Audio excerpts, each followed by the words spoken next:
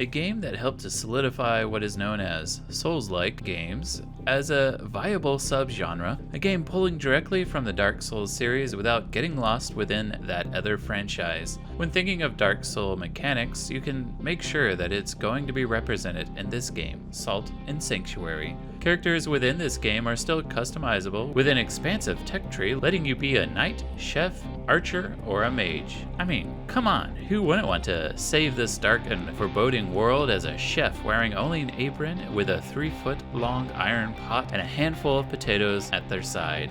Like any Dark Souls game, combat is about successful parries, well-timed dodge, or well-placed magic blast. If you're not able to perform the skillful pirouette that is required, be prepared to die, and die often. What Salt and Sanctuary does that is different than an old Dark Souls game is meld the 2D action platform design with the challenging gameplay most have come to love. A game that is established as a lovingly crafted reimagining of what can succeed in capturing the essence of From Software's adventures with a unique format that would seem wholly incompatible for it, encompassing along the way emotions capable of causing terror, determination, and accomplishment. Let's dive into this dark yet intriguing game. Salt and Sanctuary came out in 2016, made by just joking. Really, it's made by Ska Studios. You start on a boat that tragically crashes after fighting against a Lovecraftian horror ashore an unknown world. You start with nothing, save for the class you pick, traits you're assigned, and your hope that you're playing a normal game. You're given very little information about what motivates you, what your goals are, and what you need to do. No, your goal is to improve yourself and survive. There isn't much dialogue through your travels. What you learn throughout the game is by reading item descriptions or discussing history with a few NPCs you do encounter, which adds a layer of mystery over the game, causing a sense of adventure as you are exploring a wasteland or hollowed, untrodden ground. As you explore, you find the island is full of ghoulish beasts, bandits, and all sorts of weird creatures.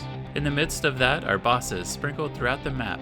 Each location has a different air about it, like a swampy area with poisonous enemies or laughing jesters raining death upon your head, which allows for a growing sense of dread while exploring each area.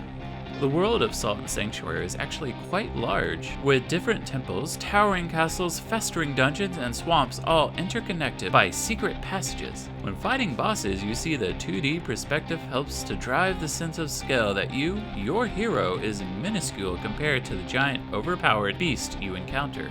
While there is some peace in the game while you visit what are called sanctuaries, which also introduces the game's sort of faction system, as each sanctuary belongs to a creed, like the Three for the first area. Once you pick that area, you're dedicated to that faction. You can't use anything extra at other locations that don't worship the Three. Due to this, you have to pick and choose wisely who you will worship when in a specific area. Another addition that helps is that within the sanctuary, you can customize the vendors or other NPCs that will show up. Some help with fast travel, while others can be sort of a sellsword, allowing you to have a friend along those travels. On this open and dark world, the sanctuaries provide what is needed most, a moment of respite. As you can heal, load up on new weapons, skill up your tech tree, or just take a dang breather. Once you have enough salt, make sure to level up.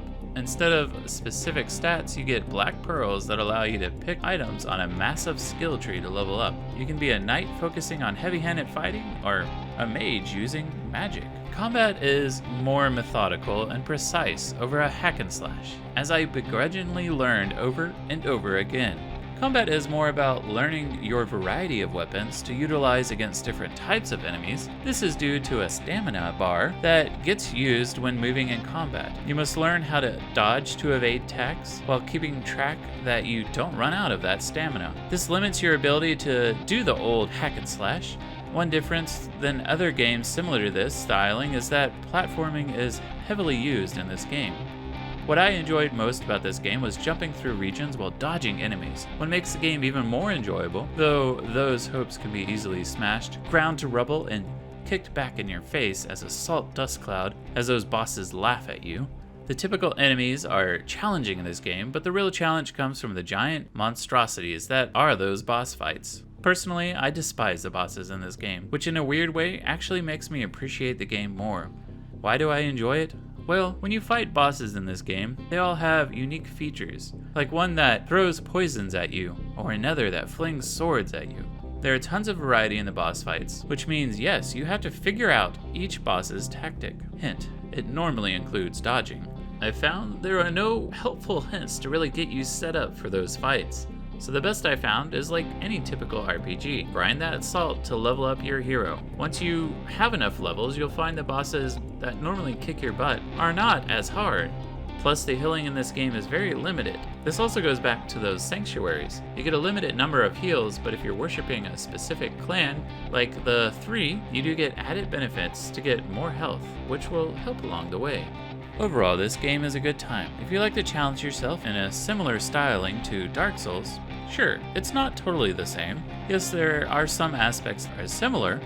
If you're not into a game where you have to learn to dodge more than you can hack at someone, I would say this game isn't for you. If you want a game where you can sink your teeth into and explore a giant world with weird creatures and bosses, fight interesting people and meet intriguing NPCs along the way, this game is definitely up your alley. If you come from a platformer style of gaming, then this game may be interesting for you. But more so for me, this game was a fun experience, though very challenging as it doesn't get easier as the trials come at you. As a result, I give the game a 7 out of 10. There are a few quirks here and there, and the challenge will turn most casual players off from this game. Give it a shot though, if you want to experience a game similar to Dark Souls, but don't want to spend too much. I hope you enjoyed my Salt and Sanctuary review. If you enjoyed my video, please leave a like and comment below on what you liked about the video, or if you have any other games you would like me to check out. If you'd like to help support the channel, make sure to click subscribe. This is the Steel Grizzly wishing you best of luck with all your future games.